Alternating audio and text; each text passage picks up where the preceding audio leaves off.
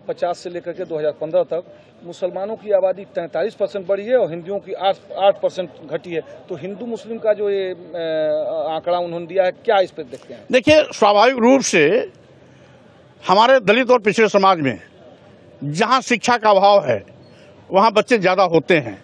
जिनमें पढ़ाई लिखाई ज़्यादा है उनके परिवारों में बच्चों की संख्या कम होती है। इसलिए इसको जाति और धर्म से नहीं जोड़ना जाना चाहिए।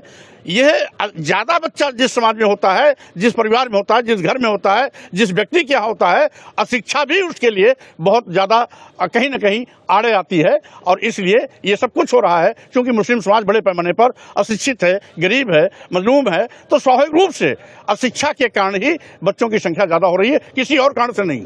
देखिए, भारतीय जनता पार्टी तो शुरू से सामाजिक सौहार्द बिगाड़ करके ओछी राजनीति कर रही है। हमारे देश की संस्कृति रही है हिंदू मुस्लिम सिख ईसाई सब आपस में भाई भाई।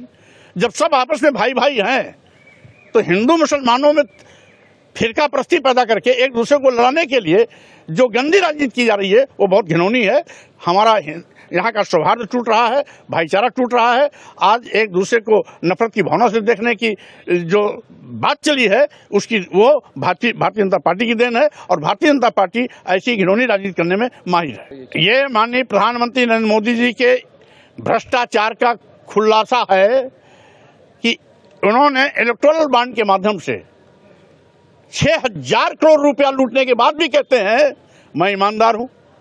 अगर 6,000 करोड़ रुपया लेने वाला व्यक्ति, घूस लेने वाला व्यक्ति, इलेक्टोरल बॉन्ड के माध्यम से पैसा जुटाने वाला व्यक्ति अपने को ईमानदार कहता है तो स्वाभाविक रूप से ये कितने बड़े भ्रष्ट हैं इसका खुलासा हो गया।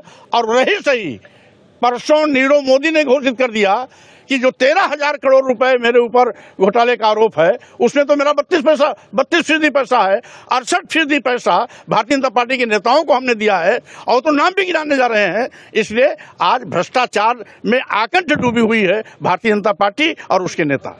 देखिए, राम मंदिर का निर्माण माननीय सर्वोच्च न्यायालय के निर्णय से हुआ और सभी राजनीतिक पार्टियों ने उसका स्वागत किया।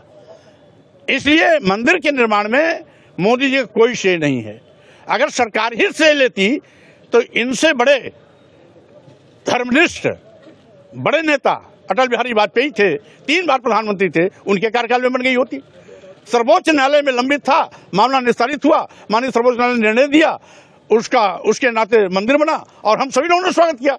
तो मंदिर पर किसी ने कोई एतराज नहीं किया। रही बात, भगवान का प्राण प्रतिष्ठा नहीं होता है।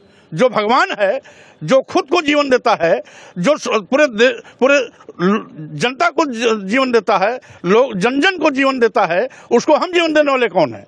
इसका मतलब है हम उसको जीवन दे करके साबित करना चाहते हैं कि हम भगवान से बड़े हैं। यह भी भाजपा का घमंड है और मोदी की घमंड है।